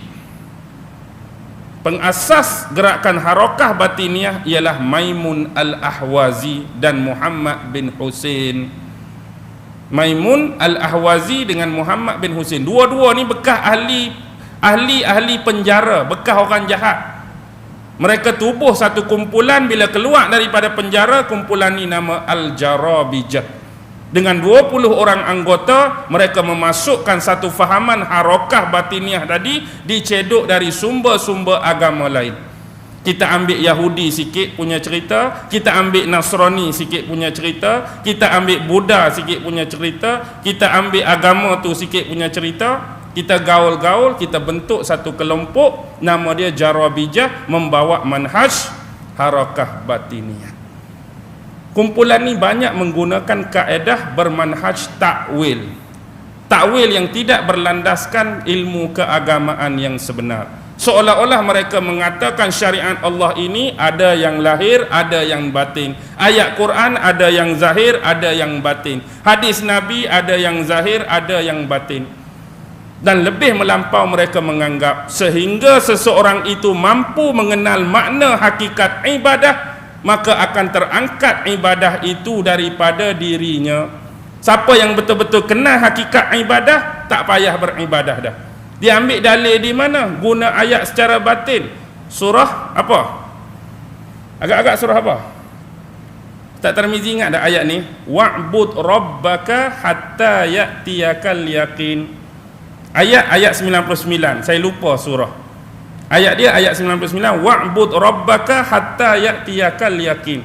Sembahlah Tuhan kamu sehingga kamu mendapati perasaan yakin. Sembah Tuhan kamu sampai tahap kamu berasa yakin dengan Allah Subhanahu wa taala. Setelah ni duk semayang sebab tak yakin lagi. Semayanglah tak yakin, semayanglah tak yakin. Bila dah sampai tahap keyakinan yang tinggi, tak payah semayang dah lepas ni.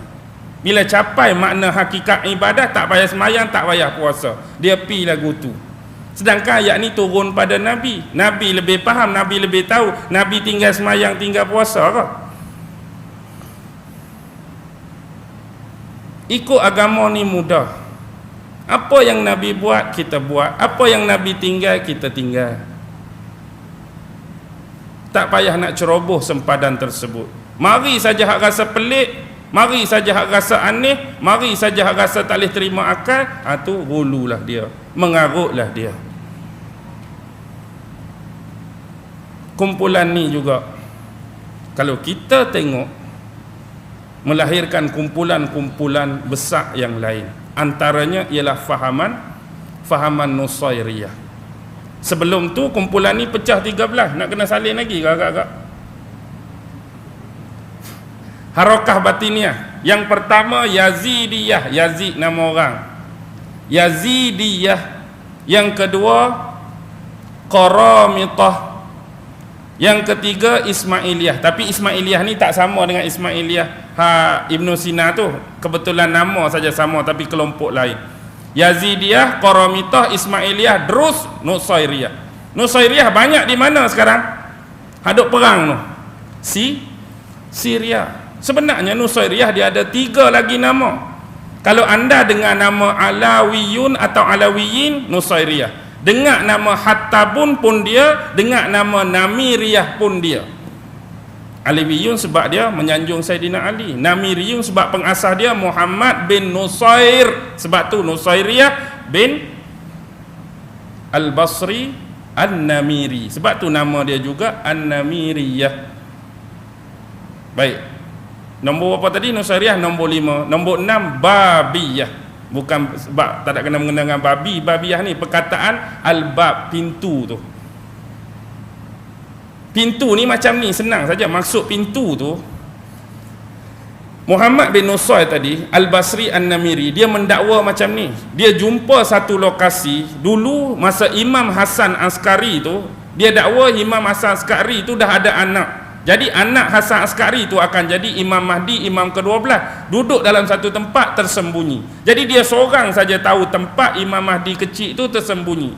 Jadi dia ni seolah-olah macam al-bab, pintu, pengantara di antara Imam Mahdi itu dengan masyarakat hak lain. Aku seorang saja tahu Imam Mahdi duduk kat mana, aku ni perantara. Dia jadi al-babiyah, pintu. Jadi siapa-siapa nak minta hajat ke, aku akan tolong bagi tahu dekat Imam Mahdi. Siapa nak minta doa ke, aku bagi tolong. Tapi dengan syarat kena bayar duit lah. Tu ya poin dia pun. Orang lain nak pi tak boleh. Perantara dia aku seorang saja. Tujuan dia tu nak dapat kekuasaan, tujuan dia nak dapat pengaruh, tujuan dia nak dapat duit. Jadi inilah yang digelar sebagai Al-Babiyah. Lepas tu Bahaiyah. Dah dengar? Bahaiyah. Qadianiyah. Pernah dengar? Hizbul Jumhuri, pernah dengar? Ahbash, pernah dengar? Ansar, pernah dengar? Khomeini lah. Pengikut-pengikut Khomeini dia ada komunisme, dan yang terakhir Harakah Al-Amal. 13 pula. Letih ni nak bilang dah. Letih nak bilang. Tapi itulah Nusairiyah. Hari ini Nusairiyah dengan Imamiyah tak sependapat. Bahkan bagi Nusairiyah Alawiyin, Imamiyah tu di sisi mereka kafir. Syiah-Syiah di Syria tu Nusairiyah Alawiyin, di sisi mereka di Iran Imamiyah tu kafir. Tapi bila ada masa isu di Syria, boleh bantai, boleh bunuh orang Islam, hak tadi kata kafir, boleh tak duduk gini? Boleh, tak ada masalah sama dia. Tadi kafir, hang kata aku kafir, tapi nak bantai siapa ni? Nak bantai Sunni, nak bantai orang Islam. Okey, tak ada masalah. Kafir pun kafir lah, janji boleh bunuh. Dia boleh bersatu, tak ada masalah. Di Iran tu banyak orang Yahudi, terutama 3 daerah besar, Isfahan, Tehran dan Hamdan. Pasal apa ramai orang Yahudi kata musuh dengan Yahudi? Dalam sejarah pernah dengar tak Syiah berperang dengan orang kafir? Syiah berperang dengan orang kafir ke, kerajaan kafir ke, pemerintahan kafir? Pernah dengar tak? Hak dia lawan siapa?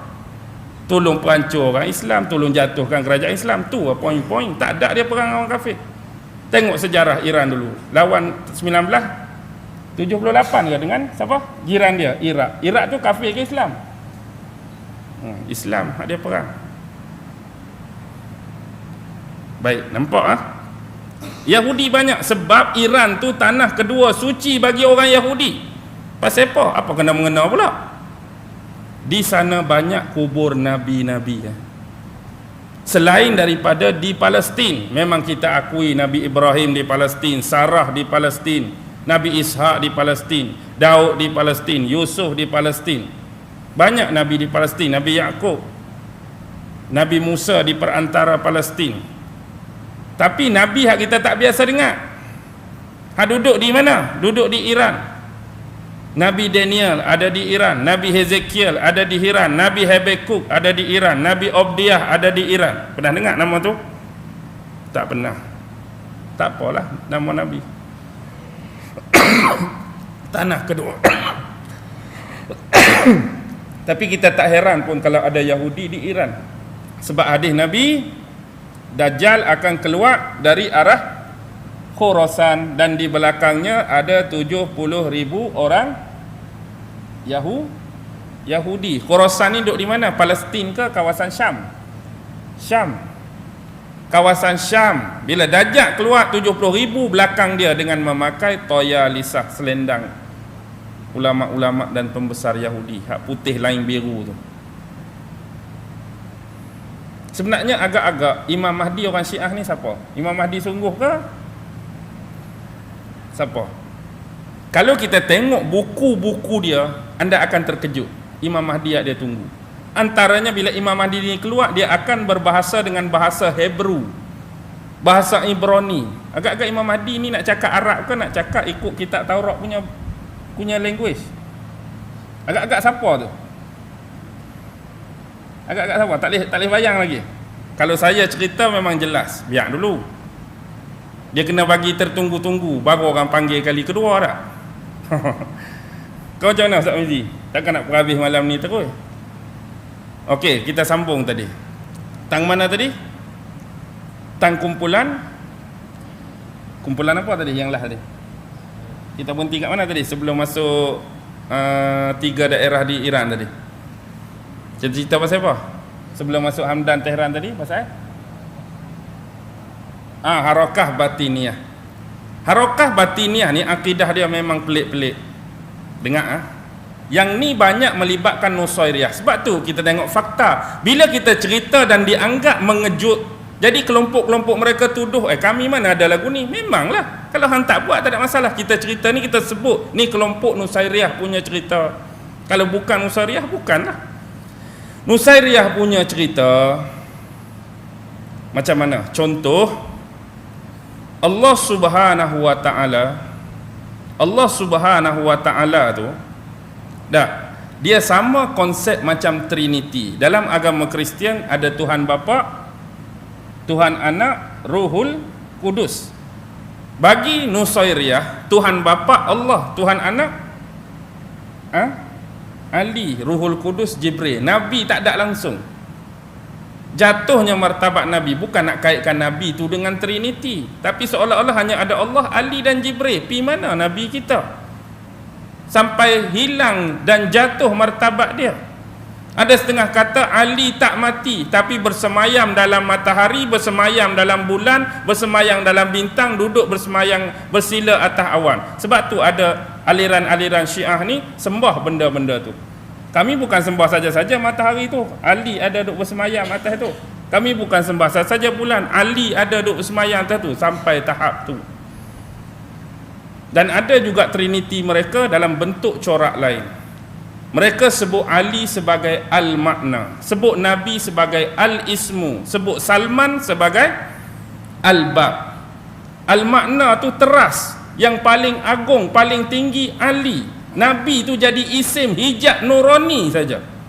Salman jadi bab pengantara. Contoh Ali kata, Salman aku bagi ayat sekian-sekian, cerita sekian-sekian, pi habaq dekat Muhammad. Siapa lagi tinggi nampak kat situ? Biarlah hak Trinity dia tu. Jadi seolah-olah Ali dengan Nabi siapa lagi tinggi? Ali lagi tinggi, Salman, Abang. Muhammad jadi duduk level ketiga. Hak lebih teruk dengar. Ali cipta Muhammad, Muhammad cipta Salman, Salman cipta 5 sahabat hak lain. Siapa 5 sahabat yang Salman cipta? Pertama, anak angkat Nabi Miqdad Al-Aswad. Yang kedua juga orang yang dekat dan hampir dengan Nabi, Abu Zar Al-Ghifari. Yang ketiga, sahabat yang salah seorang mati dalam medan Mu'tah, Abdullah bin Rawahah. Lepas tu Uthman bin Maz'un dan Kindar bin Qadar. Ali cipta Nabi Muhammad, Nabi Muhammad cipta Salman, Salman cipta sahabat ni. Nampak tak pelik lagi tak? Cipta-cipta. Rupa-rupanya 5 ni ada pattern-pattern dia. Hak ni, sahabat ni jaga planet, sahabat ni jaga nyawa, sahabat ni jaga rezeki. Macam jadi malaikat dah. Hilang dah fungsi malaikat 10 orang hak kita duk belajar, jadi naik nama sahabat duk jaga tu semua. Hak ni yang kata sesat-sesat ni. Jadi hak ada tu jangan terasalah kalau bukan geruk ni. Kita cerita umum, berfakta dan bersejarah, benda ni wujud. Sebab tu kita cerita awal tadi. Kalau kita nak menyucikan dan mengagungkan Ahlus Sunnah pun boleh nafi tak wujudnya Qadariyah? Tak boleh nafi. Qadariyah memang wujud dalam sejarah. Hak sesat tetap sesat, dia wujud. Macam ni lah, benda ni ada, benda ni wujud, benda ni dah berlaku, kita sebut, kita tak tuduh siapa, kita tak tuding siapa-siapa. Dan kita tak kata, kalau dia kata tak ada buat lagu ni pun tak ada buat lagu ni, maksudnya bukan kelompok ni, apa masalahnya? Ni cerita hak berlaku. Letih dah saya pun ni. Kira hak last ni hak last ni teknik biasa yang dia guna. Saya nak bagi ni clue. Biasanya orang-orang Syiah ni bila dia nak pikat dan tarik kita, dia guna 8 kaedah ni. Kaedah ni siapa yang bagi? Dr. Anwar Hamid Isa. Bunyinya Dr. Anwar Hamid Isa, tapi dia adalah orang Majusi. Orang Majusi. Tapi dia bagi. Dia tahulah dia Majusi. Majusi ada hubungan dengan Syiah. Yang pertama dinamakan sebagai At-Tafarras. At-Tafarras. Yang kedua Taknis. Yang ketiga Tashkik. Yang keempat Ta'liq. Yang kelima Ar-Rid. Yang keenam At-Tadlis. Yang ketujuh At-Taksis. Yang ke-8 As-Sukh. Baik, nombor 1 Tafarras. Maksud Tafarras ni, kalau biasa nak bagi senang faham, askar. Askar kan, bila dia duduk satu kawasan, dia ambil teropong, dia buat macam ni. Kita nak kata apa? Meninjau. Tafarras maksud memerhati, meninjau. Dia duk tengok orang. Orang hak jenis mana hak kita rasa lembik, hak tak berapa kuat akidah, hak boleh tackle, dia nak pi. Dia tengok dulu. Dia ni tak berapa nak makan cekak ni, kalau aku pi pun kalah aku berdebat ni. Dia abailah. Ni nampak muka pun nampak biasa je ni, boleh makan ni. Contoh tu Tafarras. Jadi bila dia dah mat, dia akan pi kat kita. Bila akan dia pi kat kita, dia guna pendekatan kedua yang nama taknis tadi. Taknis ni berbaik-baik, bermuka manis, beramah mesra. Assalamualaikum, apa khabar? Nama saya ni, anda dari mana? Jom kita makan-makan, jom kita minum, kita sembang. Tu. Bila dah taknis berjaya, dia mula start masuk pada tashkik, persoalan dan keraguan. Belajar kat mana ni? Saya pun dah lah belajar agama sikit-sikit dengan ustaz tu, dengan guru ni. Tapi kadang-kadang saya pelik lah agama kita ni. Pasal apa kena lagu ni? Pasal apa jadi... dia start dah. Tashkik, dia menimbulkan keraguan. Sebelum ni kita tak terfikir pun nak soalan lagu tu. Saya rasa tak elok lah dalam agama kita buat lagu ni, Pat. Mula-mula dia nak suruh kita pening. Kita pun, ya jugalah. Pasal apa lagu tu? Bila jumpa hari lain, dia bagi apa? Taklik. Dia bagi komen, dia bagi pendapat. Sebenarnya isu hak saya cuba keutarakan minggu lepas tu, bagi saya lah jawapan dia lagu ni. Dia duk cerita dengan ayat yang sedap lah, nak suruh kita ni tertarik. Mula-mula dia buat keraguan dulu. Jadi dah kita ni lembik, tak ada ilmu pasal dia, okey, dia start dah. Bila dia start, kita pun, betul juga tu. Aku rasa pun lebih kuat pendapat ni, lebih kuat pandangan ni. Dia masuk nombor 5, ar-ribt, ikat. Agak-agak bila pula kita boleh jumpa tu? Kita boleh sembang banyak lagi isu ni, baru kecil. Mungkin kita boleh jumpa kawan-kawan lain ke, tempat lain, makan-makan ke. Dia nak buat. Ada nombor telefon tak? Boleh saya hubungi nombor WhatsApp ke? Dia start. Bila dia rip kita, dia tadlis. Dia tadlis dengan apa? Dengan mencucuk doktrin-doktrin dia yang sebenar. Islam hak cerita, hak ustaz-ustaz kita cerita banyak tak betul. Hak betul lagu ni. Ibadat kita duk buat cara semayang tak betul. Cara semayang Nabi yang ajak kat Ali dulu, ajak kat Fatimah lagu ni. Banyak amalan-amalan fiqah kita tak kena hak betul lagu ni. Hadis-hadis tak boleh percaya, Bukhari tak boleh percaya, Muslim ni imam-imam hak sebenar. Dia start dah. Bila dah masuk, dia at-taksis. Dia mengambil kita jadi ahli gerakan baru. Mari masuk, saya perkenalkan kepada ustaz saya, guru saya. Ni cawangan kita, ni cawangan kita, ni saudara kita, ni geng kita. Last sekali dia as-salkh. Dia pisah dan cabut. As-salkh wal khulu' dia panggil. Pisah dan buang hak sebenar kita tu, ambil akidah dia hak baru. Bila dah kita pegang hak tu, termakan hak tu, kalau hak kuat, ni kita duk cakap apa pun tak makan dah lah. Duk rasa betul hak dia dah lah. Hak kita ni salah. Tapi hak boleh panggil lagi, boleh. Letih dah saya ni. Boleh berhenti dah kot bang. Boleh berhenti dah kot. Kita start pukul berapa dia? Lebih kurang 8.30 dah. Sudah main isyak 8.30, 9.30, 10.30. Nak dekat 2 jam dah ni. Nak dekat 2 jam dah. Tu secara pengenalan lah. Sebab tu saya kata tadi, saya nak cerita daripada akar root base, paksi dulu.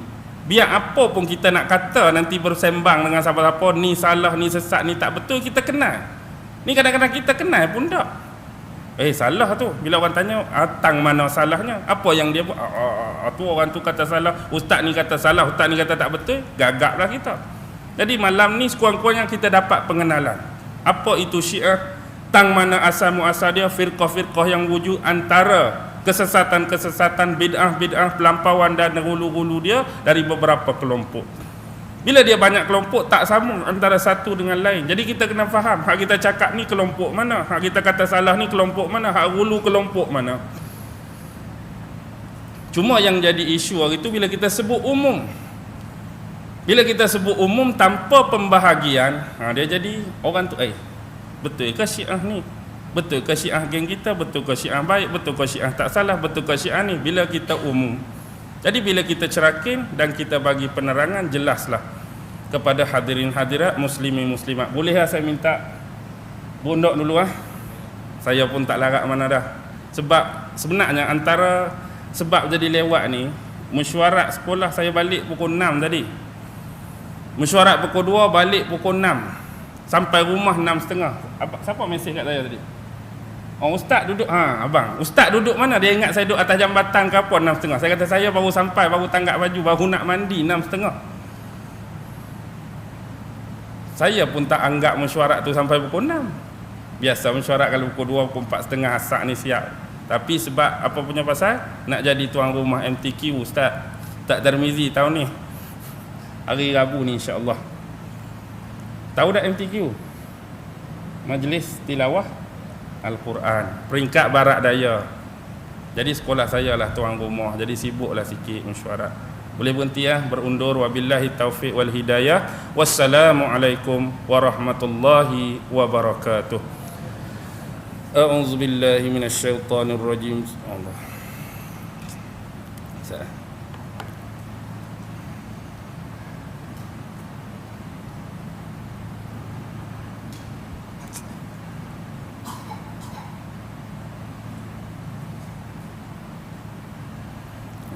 Ada soalan. Tak payah baca soalan. Kena baca soalan ni. Soalan pun tak apa-apa.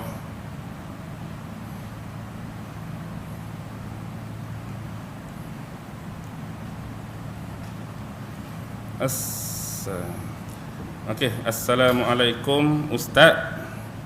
Bolehkah ceritakan siapakah sebenarnya Senor Manuel Escalante? Senor Manuel Escalante apa benda? Siapakah Senor Manuel Escalante? Tak mesti pernah dengar tak? Pernah dengar tak nama Manuel Escalante?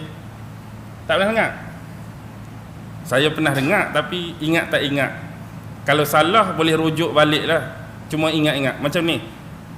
Senor ni bukan nama orang. Senor ni gelaran. Senor ni gelaran bagi, kalau kita tahap Grandmaster, bagi kita kata apa, seni mempertahankan diri. Contoh, kalau kita tengok filem-filem dulu Kung Fu Cina, Tok Guru tu dia panggil apa? Sifu. Kalau Tok Guru silat kita panggil lah Tok Guru, Maha Guru ke apa kan. Tapi Senor ni lebih merujuk kepada Grandmaster untuk seni mempertahankan diri apa. Senor ni untuk lawan pedang.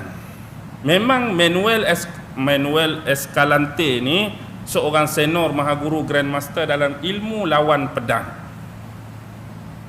Tapi anak murid dia yang paling masyhur ialah siapa? Don Diego de la Vega. Tak kenal? Don Diego de la Vega tak kenal. Kalau The Mask of Zorro kenal? Kenal? Don Diego de la Vega masa tak pakai topeng. Masa Don Diego de la Vega pakai topeng, pakai topi, pakai serba hitam dengan kuda dia nama apa? Tornado tu. Dia jadi The Mask of Zorro. Jadi Manuel Escalante ni Tok Guru Zorro lah. Tok Guru Zorro. Cerita Zorro ni memang cerita reka. Kalau kira dulu lah 1790 lebih. Masa Zorro tu kecil, bapak dia tu Captain Don Alejandro de la Vega. Dia Diego Junior, Don Diego de la Vega. Dia hantar ke Barcelona. Dia duduk di California, hantar ke Barcelona belajar. Jadi zaman duduk di Barcelona, Spanyol diserang oleh Perancis kan. Jadi masa Perancis serang Barcelona, serang Spanyol tu, dia bertemu dengan Grandmaster dia Manuel Escalante ni. Dia belajar dah ilmu akrobatik, ilmu seni mempertahankan diri sampai dia mahir. Jadi bila Perancis keluar daripada Spanyol, dia balik semula ke California. Di sana dia lawan pula Don Rafael Moncada tu kan. Ketua polis pekan tu, kalau tengok cerita tu, duk lawan hak tu pula. Tu je lah, tak ada apa ni. Soalan apa benar ni Manuel Escalante ni. Ala kuliahnya dia tu Senor ke, dia nak tanya tentang maksud Senor ke, dia nak tanya siapa Manuel, wallahu alam. Tapi hakikatnya dia itu guru Don Diego de la Vega ataupun The Mask of Zorro. Mak tak payah rakan hak ni walaupun orang. Okey, berhenti ya. A'udzu billahi minasyaitonir rajim. Bismillahirrahmanirrahim. Allahumma innaka ta'lam anna hadhihi al-quluba qad ijtama'at ala mahabbatik waltaqat ala ta'atik wa tawahhadat ala da'watik wa ta'ahadat ala nusrati syari'atik fawassikillahumma rabitataha wa adim wuddaha wahdiha subulaha wamla'ha binurika alladhi la yakhbu washrah suduraha bifaidil imani bik وجميل التوكل عليك وأحيها بمعرفتك وأمتها على الشهادة في سبيلك إنك نعم المولى ونعم النصير وصلى الله على سيدنا محمد وعلى آله وصحبه وسلم وارض اللهم عن ساداتنا أبي بكر وعمر وعثمان وعلي والحسن والحسين وأمهما فاطمة الزهراء وأن أزواج نبيك أمهات المؤمنين وأن الصحابة أجمعين وأن التابعين وتابع التابعين بإحسان إلى يوم الدين ربنا آتنا في الدنيا حسنة وفي الآخرة حسنة وقنا عذاب النار وصلى الله على سيدنا محمد وعلى آله وصحبه وسلم والحمد لله رب العالمين.